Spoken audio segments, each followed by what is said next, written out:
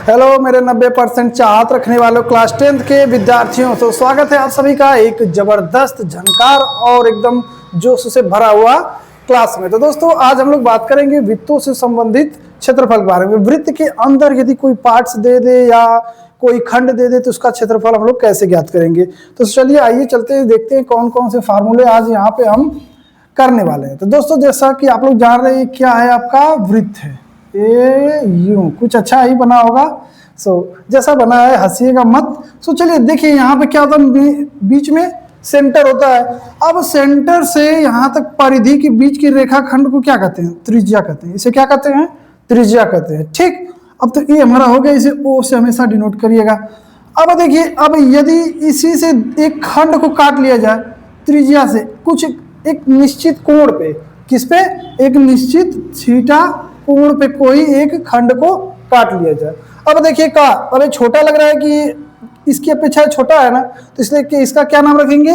लघु त्रिज्या खंड। क्या नाम रखेंगे इसका? लघु त्रिज्या खंड। इसे मान लेते हैं ए और इसे बी। ठीक, अब आइए, अब इसका अगर हमको क्षेत्रफल ज्ञात करना हो गया, टीचर ने या बोर्ड एग्जाम में आ गया कि अब इसका क्या करिए, क्षेत्रफल ज्ञात कीजिए। तो क्या करेंगे?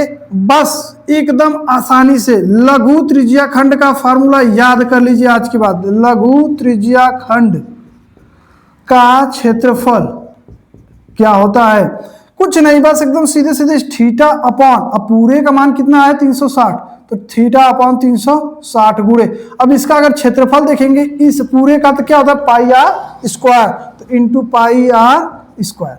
ठीक, अब यहाँ पे लघु है ना, अभी इसका पूछ दे बड़े वाले का, इस वाले इसका पूछ दे कि इसका क्षेत्रफल बताइए, तो क्या करेंगे? यहाँ पे दीर्घ त्रिज्या खंड सेम टू सेम लिख दीजिएगा। अब इस वाले को घटा दीजिएगा, पूरे वाले में से 360 में से क्या करेंगे? इस थीटा को घटा देंगे, तो अपॉन 360 गुणे पाई आर स्क्वायर। हमारे पास दो फार्मूले तैयार हो गए। कितने फार्मूले? दो फार्मूले। तो ये तो त्रिज्या खंड के अकॉर्डिंग था, त्रिज्या खंड के अनुसार हम लोग क्या करेंगे? निकालेंगे। यदि इसी में क्या कर दे, इसे ना पूछ के, अब आप लोगों को क्लास 9 में पढ़े होंगे लघु वृत्त खंड और दीर्घ वृत्त खंड। अब मान लेते हैं कि इसी से थोड़ा सा इस जीवा, यहाँ पे क्या डाल देते हैं हम लोग? जीवा। ठीक, अब किसका पूछ ले? अब आपसे पूछ ले इसका पूछ ले। ठीक, इसका पूछ ले कि केवल इसी वृत्त खंड का क्या बताइए? क्षेत्रफल बताइए। तब कौन सा फार्मूला लगाएंगे? यदि अब सोचिए, एक चीज नोटिस करिए, अगर हम लोग पूरे का निकाल के इसी फार्मूला से, इस पूरे का निकाल के और इस वाले का हीरोन्स के फार्मूला से, किसकी सहायता से? हीरोन्स की सहायता से इसका यदि हमको पूरा मान दिया रहेगा तो हीरोन्स के फार्मूला से निकाल तीनों को क्या है? बराबर है, उसके लिए भी फार्मूला है √3/4 इंटू आर का स्क्वायर। अगर समबाहु है तो उससे निकाल लेंगे। मतलब कहने का तात्पर्य ये है कि अगर इसका क्यों पूछेगा, वृत्त खंड का, किसका? वृत्त खंड का क्षेत्रफल। ठीक, तो क्या करेंगे? इस त्रिज्या खंड का क्षेत्रफल माइनस इस त्रिज्या खंड का क्षेत्रफल, त्रिज्या खंड का क्षेत्रफल माइनस कर देंगे किसका? हाई जो ओ ए बी त्रिभुज, कौन सा? त्रिभुज ओ ए बी का क्षेत्रफल। किसका? ओ ए बी का क्षेत्रफल। तो हमको इसका क्षेत्रफल क्या हो जाएगा?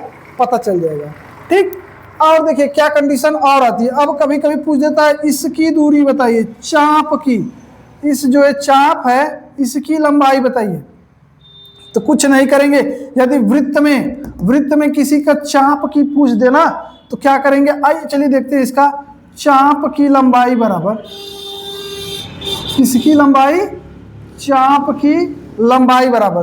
ठीक, तो अब एक इसका क्या दिया रहेगा? थीटा दिया ही रहेगा, सिंपल सा है, तो थीटा अपॉन 360 इंटू, अब हम लोग क्षेत्रफल की बात तो चल रही है, लंबाई की, तो परिमाप का फार्मूला क्या आता है? 2 पाई आर। ठीक, ये फार्मूला से हम लोग क्या ज्ञात कर लेंगे?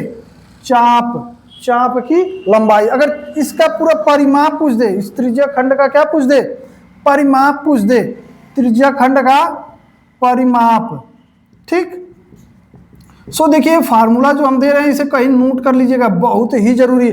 परिमाप में क्या होता है आपका, अब ए भी आ जाएगा और इधर वाले भी ए भी आर आर में भी कितना हो जाएगा 2r। ठीक, तो क्या लिखेंगे 2r plus theta upon 360 into 2πr। सो इसकी सहायता से हम लोग क्या निकालेंगे, त्रिज्या खंड का परिमाप। यदि केवल इसकी लंबाई की बात करेगा, बस चाप की जो है आर्क की लंबाई की बात करेगा, लेंथ की, तो बस हम लोग क्या करेंगे थीटा अपॉन 360 इंटू 2πr।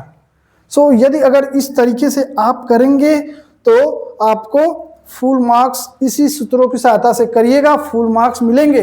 तो दोस्तों इन सब चीज़ों को एक बार आप अपने तरीके से रिवीजन कर लीजिएगा, नोटबुक बना लीजिए, क्योंकि अब समय बहुत कम है। शॉर्टकट नोटबुक बनाइएगा ताकि कम से कम समय में उसे रिवीजन कर सके। तो मिलते हैं कल एक नए चैप्टर के साथ, एक नए क्वेश्चंस के साथ। तब तक के लिए अपनी दुनिया एंजॉय करिए। नमस्कार, बाय।